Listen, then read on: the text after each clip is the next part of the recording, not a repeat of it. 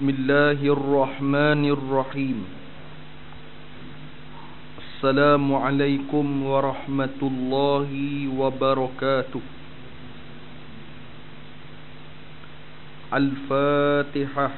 A'udzu billahi minasyaitonir rajim. Bismillahirrahmanirrahim. Alhamdulillahi rabbil alamin, arrahmanir rahim, maliki yaumiddin. Iyyaka na'budu wa iyyaka nasta'in, ihdinas siratal mustaqim, siratal ladzina an'amta 'alaihim ghairil maghdubi 'alaihim waladdallin. Alhamdulillahi rabbil alamin. Nahmaduhu wa nasta'inuhu wa nastahdihu wa nastaghfiruh wa natubu ilaih wa na'udzu billahi min syururi anfusina wa min sayyiati a'malina. Man yahdihillahu fala mudilla lahu wa man yudlil fala hadiya lahu. Wa ashhadu an la ilaha illallah wahdahu la syarika lah. Wa ashhadu anna sayyidina Muhammadan abduhu wa rasuluh. Allahumma salli wa sallim wa barik ala sayyidina Muhammad wa ala alihi wa ashabihi wastanna bisunnatihi wahtada bihadiyihi ila yaumiddin. Qala rabbi shrah li sadri wa yassir li amri wahlul 'uqdatam min lisani yafqahu qawli. Allahumma faqihna fid din wa'allimna ta'wil wa fahman nabiyyin wa ilhamal malaikatil muqarrabin. Allahumma rabbi yassir wa la tu'assir, rabbi tammim bil khair, amma ba'd. Yang dimuliakan tuan-tuan sidang jemaah yang dimuliakan oleh Allah Subhanahu wa ta'ala. Alhamdulillah, pertama-tamanya dan seterusnya, marilah sama-sama kita merofakkan kesyukuran kita kepada Allah Subhanahu wa ta'ala di atas nikmat yang tidak terhitung hebatnya, nikmat Islam dan nikmat beriman kepada Allah Subhanahu wa ta'ala. Sekaligus kita yang hadir pada tengah hari ini bertujuan untuk mempusakai peninggalan Sayyidil Mursalin sallallahu alaihi wa alihi wa sahbihi wasallam. Tuan-tuan sidang jemaah yang dimuliakan oleh Allah Ta'ala, kita masih lagi membahaskan di dalam pengenalan mukhtasar Al-Imam Abi Jamrah ataupun dipanggil kitab Irsyadul Qari bisyarhi Mukhtasar Sahihul Bukhari. Jadi sidang jemaah yang dimuliakan oleh Allah Subhanahu wa ta'ala, kita masih membahaskan lagi di dalam penafsiran hadis An-Nabawiyah, yang mana dalam kuliah kita yang lepas kita membahaskan muqaddimah hadis. Sebagaimana yang saya sebut, hadis dengan penakrifannya, ma udifa ilan nabi min fi'li au takriri au lafzi wa udifa ila sahabah wa tabi'in. Dalam perbahasan yang lepas, saya membahaskan dalam perkara takrir. Takrir ni saya bahas bahawa apa persoalan, pertanyaan daripada sahabat-sahabat Rasulullah sallallahu alaihi wasallam, maka Nabi ditanya, lalu Nabi senyap, lalu itu maksudnya dibenarkan oleh Nabi sallallahu alaihi wasallam. Ada ketika dalam perang yang mana saya sebut sahabat memakan dhab, saya sebut dalam kuliah yang lepas. Sahabat makan dan Nabi senyap, maka ini dipanggil takrir Nabi sallallahu alaihi wasallam. Dalam masa yang sama, saya menyebut bahawa para sahabat dia keluar di dalam peperangan Khandaq. Mereka menyembelih kaldai. Kaldai yang mereka sembelih ialah kaldai yang membawa barang-barangan mereka. Kaldai yang membawa diri-diri mereka. Kaldai yang membawa mereka menuju ke tempat perang.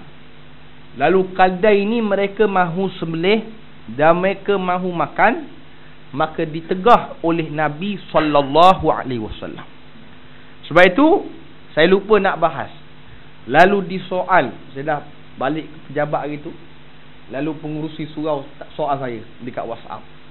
Dia tanya, "Ustaz, kaldai yang ustaz maksudkan tu kaldai apa?" Baru terdetik dalam kepala otak. Kaldai yang saya maksudkan, kaldai itu kaldai bandar. Dalam kitab fiqh Syafi'i, dia terbahagi kepada dua kaldai. Kaldai yang pertama dipanggil kaldai bandar. Tuan-tuan dekat Malaysia ni tak ada kaldai bandar. Kalau tuan-tuan pergi ke Mesir, pergi ke Yaman, di kawasan-kawasan bandar, mereka menggunakan kaldai untuk mengangkut barang. Maka kaldai-kaldai ni diharamkan untuk kita makan. Kita jadikan dia angkut barang, tiba-tiba kita nak makan dia. Maka ditegah dan diharamkan oleh mazhab Al-Imam Asy-Syafi'i rahmatullahi alaihi. Kaldai yang kedua dipanggil kaldai hutan, kaldai liar. Maka kaldai liar ni dibenarkan untuk kita makan. Cuma kita sendiri pun tak pernah jumpa kaldai liar ni. Cuma pernah tengok dalam kitab para ulama menyebut ada jenis kaldai yang dipanggil kaldai liar ataupun kaldai hutan. Maka kaldai hutan ni dibenarkan di dalam mazhab Al-Imam Asy-Syafi'i rahmatullahi alaih untuk kita memakan.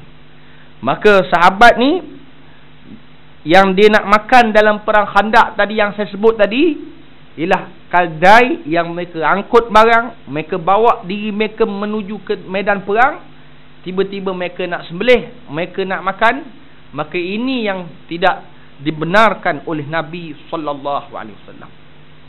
Au takriri au lafzi, apa sahaja lafaz yang saya sebutkan dalam kuliah yang lepas. Lafaz Nabi sallallahu alaihi wasallam yang dipanggil hadis. Sebab itu hadis dia ada perawinya, dia ada sahihnya, dia ada hasannya, dia ada dhaifnya. Dia berbanding dengan sirah an-nabawiyah. Sirah an-nabawiyah dia tidak ada sahihnya, dia tidak ada martabat hasannya, dia tidak ada martabat dhaifnya. Maka dia berbeza dengan hadis Nabi sallallahu alaihi wasallam.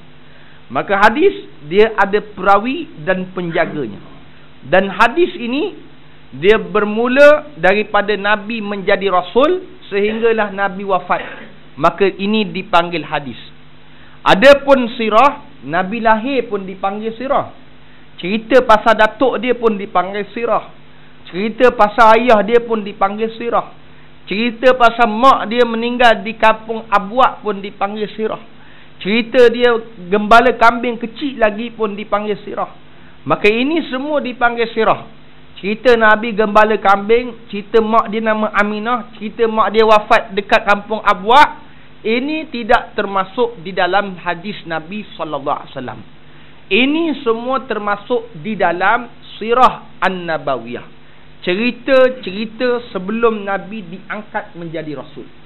Maka bila mana Nabi diangkat menjadi rasul, mula turun Quran. Quran, Iqra bismi rabbikal ladzi khalaq. Manakala terjemah daripada Quran ini, maka itulah dipanggil hadis Nabi sallallahu alaihi wasallam. Maka sebab itu ulama membezakan antara sirah dengan hadis Nabi sallallahu alaihi wasallam. Maka sidang jemaah yang dimuliakan, au lafzi, maka lafaz-lafaz Nabi. Bermula dia menjadi Nabi umur 40 tahun. Sebab tu umur 40 tahun ni, bila kita tengok 40 tahun ni sebenarnya tempoh matang, tuan-tuan. Para rasul, anbiya dan para rasul yang lepas, bahawa mereka semua diangkat ketika mana mereka berumur 40 tahun. Kenapa umur 40 tahun? Kerana para ulama menyatakan umur 40 tahun ni ialah tempoh matang. Saya bila mengaji di tanah Arab zaman hari itu, bukan zaman hari itu, baru 2-3 tahun lepas je. Jadi bila kita tengok orang Arab ni hebat mana sekalipun, dia ada PhD ke, berumur 30 tahun ataupun 31 tahun, maka mereka tidak diangkat menjadi pemimpin. Tidak diangkat. Kerana apa? Kerana tempoh itu sebenarnya tempoh bukan matang. Mereka ada ilmu, tetapi mereka belum matang lagi untuk memimpin manusia. Kalau nak kira ilmu ni, antara Abu Bakar, antara Umar, antara Osman, antara Ali, ada orang lagi hebat lagi. Siapa dia? Anak Saidina Umar, Abdullah bin Umar. Anak Saidina Umar, dia punya riwayat hadis lebih hebat daripada bapa dia, Sayyiduna Umar Al-Khattab radhiyallahu anhu. Kalau nak cerita hebat, antara mereka ada hebat lagi yang bernama Abdullah bin Abbas. Kalau nak kira, nak angkat berdasarkan ilmu, maka ilmu ini lebih hebat daripada ilmu mereka lebih hebat daripada khalifah yang 4 tadi. Tapi nak cerita kematangan, nak cerita matang tadi dan keilmuan yang ada, maka terletak kepada Abu Bakar, terletak kepada Umar Al-Khattab, terletak kepada Al-Osman bin Al-Affan, terletak kepada Sayyiduna Ali karramallahu wajhah. Maka Nabi SAW, adapun Nabi, itu beza Nabi. Nabi ni diangkat, dialah orang yang paling alim, dialah orang diangkat oleh Allah, bukan diangkat di kalangan manusia. Kita manusia angkat, ada ketika manusia nak angkat, diangkat. Ada ketika manusia tak suka, dijatuhkan kita. Nampak? Adapun Nabi-Nabi dan Rasul-Rasul alaihi salatu wassalam, mereka bukan diangkat oleh manusia, tetapi diangkat oleh Allah Subhanahu wa ta'ala. Maka sebab itu mereka diangkat berumur 40 tahun. Maka sebab itu Nabi SAW, dia berumur 40 tahun, diangkat dia menjadi Rasul alaihi salatu wassalam. Kemudian au lafzi, au takriri, au lafzi. Dan kita tak bahaskan lagi wa udhifa ila sahabah. Dan apa sahaja yang disandarkan kepada sahabat Nabi sallallahu alaihi wasallam. Apa sahaja yang disandarkan kepada sahabat Nabi sallallahu alaihi wasallam merupakan hadis. Nampak? Sebab itu seumpama kita tengok apa yang dilakukan oleh sahabat Nabi selepas kewafatan Nabi, maka sahabat-sahabat Nabi mengajar kita, yang saya sebutkan di surah Wajiwan hari itu, ialah tidak ada di zaman Nabi tetapi wujud di zaman sahabat. Apa dia? Contoh yang paling mudah, mereka memashafkan Al-Quran. Sehingga Zaid bin Sabit memberitahu bahawa ini tidak dilakukan oleh Nabi SAW. Kata Sayyidina Abu Bakar, inilah dipanggil haza bid'ah, inilah bid'ah, dipanggil bid'atun hasanah. Di zaman Nabi wujud tak bid'atul hasanah? Tidak wujud. Tetapi wujud di zaman para sahabah radhiyallahu anhum ajma'in. Maka boleh ambil tak? Boleh ambil. Kenapa boleh ambil? Sebab ta'rif hadis itu sendiri bersandarkan kepada sahabat. Kerana sahabat ni mereka melakukan apa sahaja yang disuruh oleh Nabi sallallahu alaihi wasallam. So umpama azan, kita mengaji azan kan. Azan ni Nabi tanya kat sahabat, macam mana nak panggil orang? Macam mana nak panggil orang? Nak panggil orang atas sembahyang. Lalu malam tu Zaid bin Sabit, setia usaha sulit Nabi SAW, mimpi Allah ajar dia cara azan. Allah ajar sahabat cara nak azan. Panggil orang sembahyang ni, Allahu Akbar, Allahu Akbar, Allahu Akbar, Allahu Akbar. Nampak? Besok pagi, Zaid bin Sabit pergi jumpa Rasulullah. Dia pun bagi tahu Allahu Akbar, Allahu Akbar. Dia kata, ya Rasulullah, malam tadi aku dah mimpi dah. Rupanya sahabat pun boleh tahu. Apa kamu mimpi? Mimpi Allah Ta'ala ajar cara mana nak panggil orang sembahyang. Sebelum tu, bila masuk waktu di Madinah, bila mana masuk waktu, orang ketuk dengan kayu, tang, dengan gedang, tang, tang. Jadi macam mana nak panggil ni? Sebab orang kafir pun, orang kafir, tengok hari ni sampai hari ni Hindu kan. Dia masuk waktu dia, tang, teng, teng, bunyi loceng kan. Hindu. Jadi Nabi ni dia tak nak sama dengan orang kafir. Macam mana nak buat supaya kita ni ada perbezaan? Malam tu Zaid bin Sabit sebagaimana saya sebut, dan merupakan sahabat Nabi SAW, dia mimpi Allah Ta'ala ajar cara nak azan. Zaid pun bagi tahu dekat Nabi SAW. Kemudian dia bagi tahu azan cara macam ni, macam ni. Lalu Nabi pun panggil Bilal bin Rabah. Bilal bin Rabah. Bilal bin Rabah ni sahabat Nabi SAW. Panggil Bilal. Bilal azan. Bilal lah mengazankan. Bila Bilal azan, Sayyidina Umar kata, malam tadi aku pun mimpi benda yang sama macam ni. Umar pun mimpi. Berapa orang mimpi benda azan ni? 2 orang. Yang pertama Zaid bin Sabit, yang kedua Umar Al-Khattab. Nabi ambil daripada mimpi sahabat, lalu dilakukan oleh Bilal bin Rabah radhiyallahu anhu.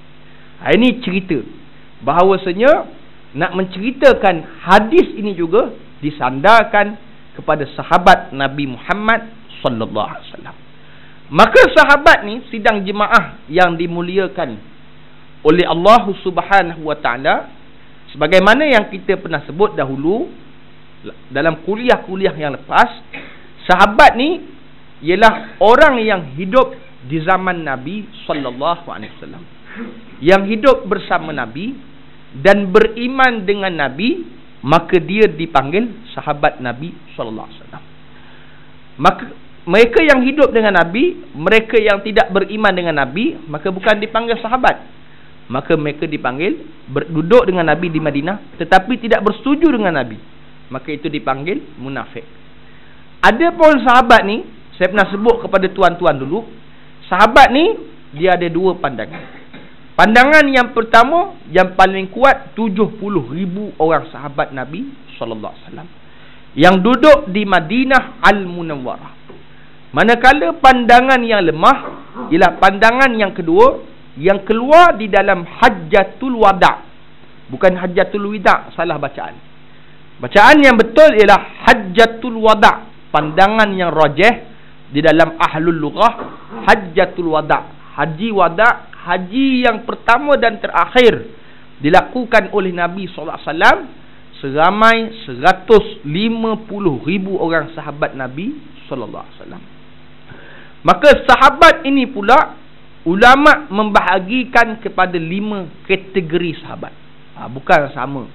Bila sebut sahabat ni je sama. Tak. Sahabat dia ada kategori dia. Nampak? Ada orang dia dapat datuk. Ada orang dia dapat datuk. Ada orang dapat datuk, betul tak? Ada orang dapat Tang Sri. Macam-macam. Ada orang dia dapat datuk dengan sebab dia punya kerja bagus. Contohnya dia menyebarkan agama, dia dapat datuk. Macam Datuk Ismail Kamus, dia dapat datuk. Ada orang dapat datuk. Saya pergi tukar tayar dekat Subanjaya, dia pun datuk. Tukar tayar pun datuk. Nampak? Tapi dia cerita dengan saya, datuk yang dia dapat ni bukan apa ni saja. Setiap kali hari jadi kena bagi 20,000 dia cakap. Jadi dia ceritalah. Kalau tak bayar nanti datuk ni akan dipupuskan. Jadi sidang jemaah yang dimuliakan oleh Allah Subhanahu wa taala, sahabat Nabi sallallahu alaihi wasallam dia sendiri ada kategori dia. Kategori yang paling bawah yang dipanggil 5 kategori. Sahabat ni ada 5 kategori. Kategori yang paling bawah sekali itulah dipanggil sahabat yang dipanggil kategori Ahlul Hudaibiyah. Dipanggil Ahlul Hudaibiyah. Tuan-tuan pun tahu cerita Hudaibiyah ni, yang sebagaimana saya pernah sebut dalam cerita-cerita yang lepas. Ahlul Hudaibiyah ni yang mana Nabi SAW difardukan haji dan umrah. Nabi difardukan haji dan umrah, lalu Nabi pergi buat umrah dulu dengan para sahabat radhiyallahu anhum ajma'in pada tahun yang ke-6 Hijrah. Nabi pergi umrah dulu, umrah yang pertama. Lalu tak boleh masuk, maka berlakulah perjanjian Hudaibiyah. Apa yang hebat dalam perjanjian Hudaibiyah ni ialah perjanjian berat sebelah. Nampak? Perjanjian berat sebelah. Dahlah berlaku perjanjian tu, lalu ada pula perjanjian berat sebelah. Apa dia? Mana-mana orang Islam yang berhijrah dengan Nabi SAW lalu murtad di Madinah, lalu dia tak boleh jatuh hukuman pancung sampai mati. Tak boleh. Dia mesti bawa pulang balik di Mekah. Lalu Nabi tanda tangan. Satu. Yang kedua, tahun ni tak boleh melakukan ibadah umrah. Kena pulang balik ke Madinah. Kalau nak buat umrah, datang tahun depan. Dipanggil Umratul Qadha. Nampak? Kan tahun 7 Hijrah Nabi buat umrah balik, dipanggil Umratul Qadha. Jadi tuan-tuan, dalam perjanjian Hudaibiyah ni, banyak sahabat-sahabat yang tidak bersetuju dengan Nabi SAW. Kami dah keluar harta punya banyak, dah keluar duit punya banyak, jual tanah, kata jual itu dan ini sebab nak pergi umrah dengan Nabi. Tiba-tiba sampai di Hudaibiyah tak boleh masuk. Marah tak? Marah. Nak pergi umrah. Ni bulan 12 ni kita ada trip nak pergi umrah dengan tabung haji. Katakan. Sampai dekat Jeddah kena perambat.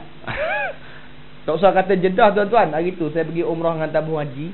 2 orang dekat apa ni KLIA tak lepas immigration. Tak lepas. Tak guna punya ustaz gila. Apa sebab?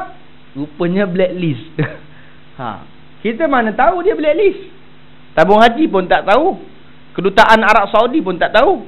Yang tahu immigration tahu dia blacklist ataupun tidak. Itu salah dia sendiri. Dia kata tak guna punya tabung haji. Ustaz pun dia kata, ustaz ni pun gila juga, dia kata. Itu pun salah dia sebab dia blacklist. Nampak? Jadi sekarang ni yang saya cerita bukan kesalahan Nabi sallallahu alaihi wasallam. Tapi orang kafir tak benarkan Nabi masuk.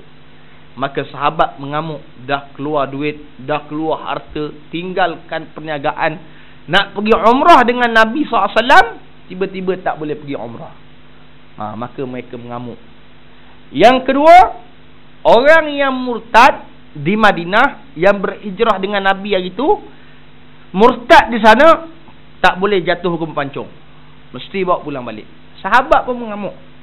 Kan hukum Allah Ta'ala, orang yang murtad ni hukum dia pancung. Kenapa kena pulang balik? Tengok ni, Nabi tak betul. Nampak? Apa yang diajar di sini ialah sistem sejauh mana walaknya, taatnya sahabat kepada Rasulullah sallallahu alaihi wasallam.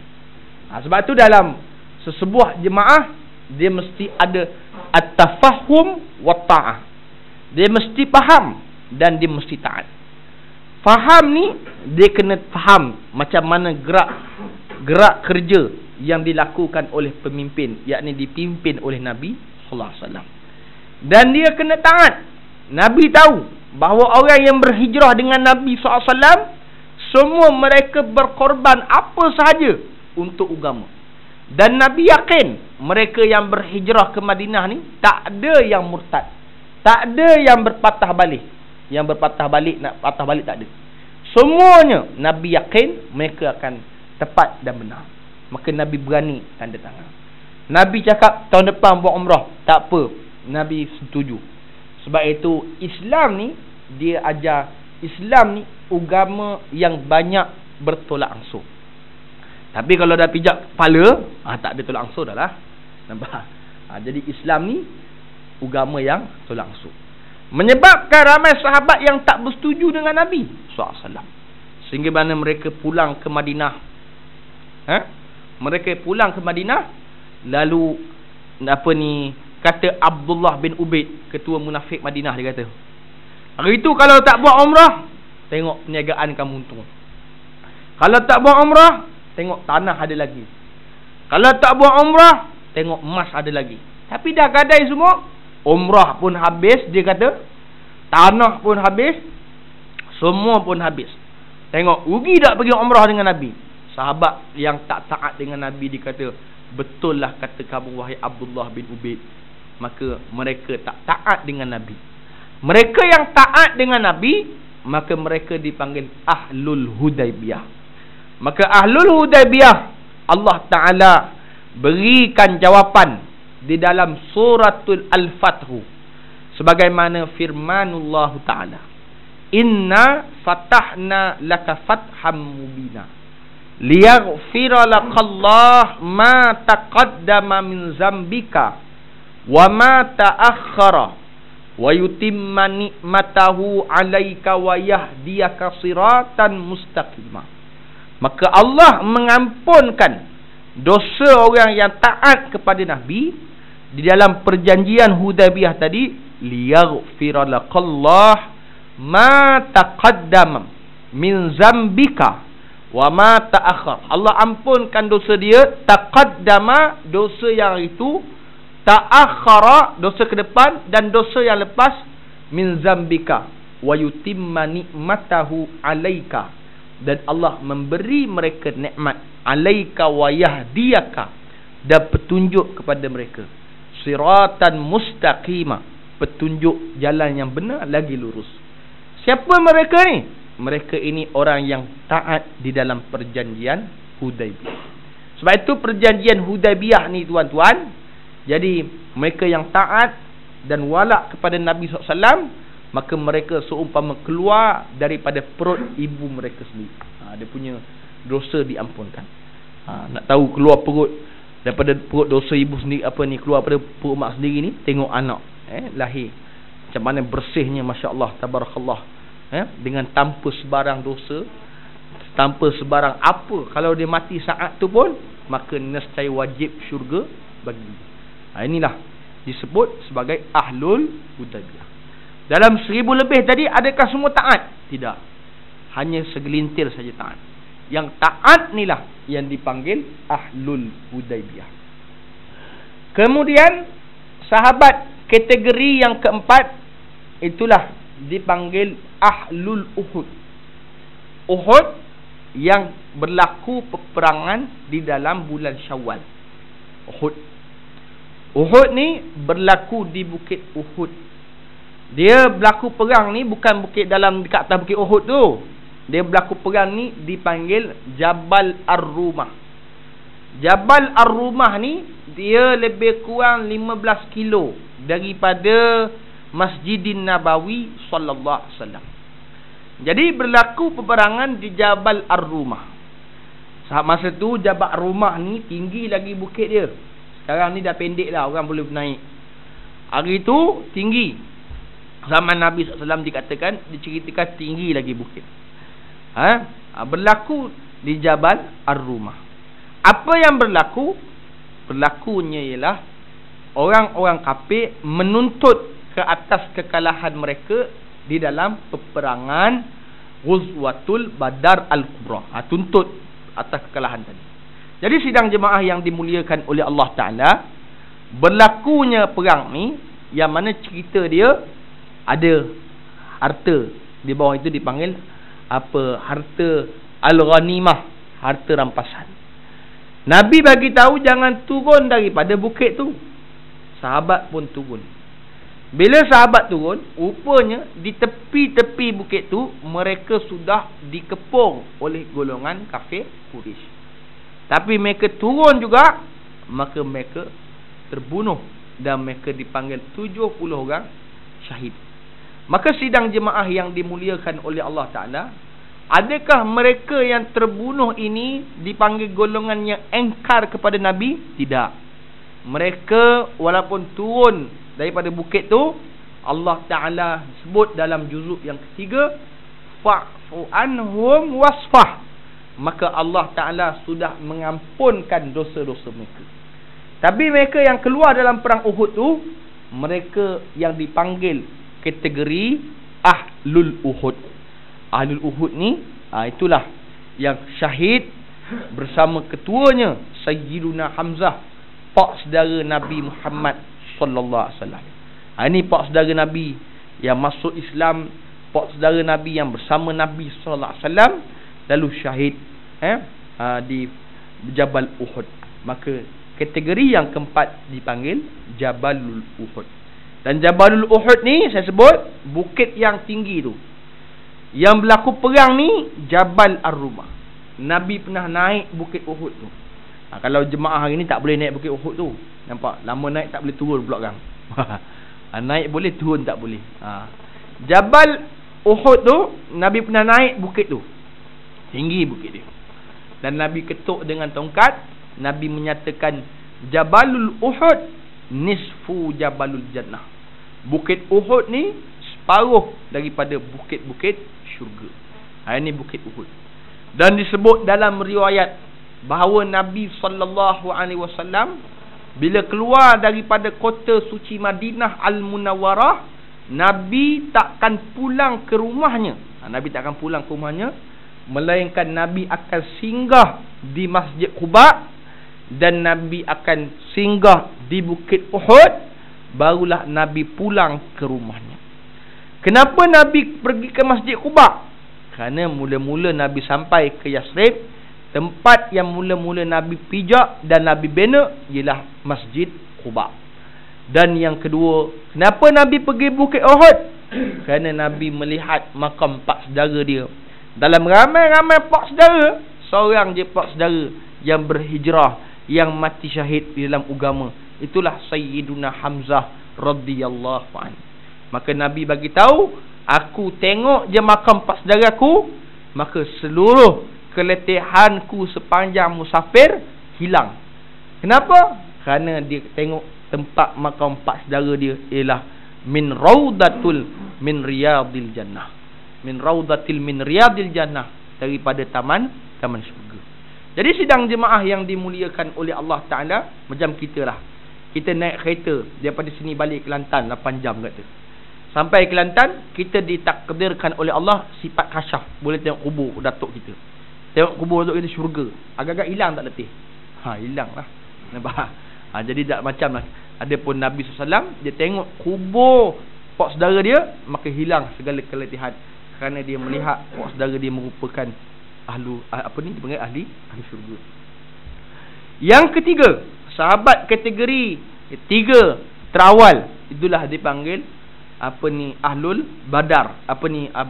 Badar Al-Kubra. Badar ni saya pernah sebut kepada tuan-tuan dulu bahawa terletak dia punya bukit dia 120 km daripada kota suci Madinah Al-Munawwarah. 120 km ni jauh lah saat itu.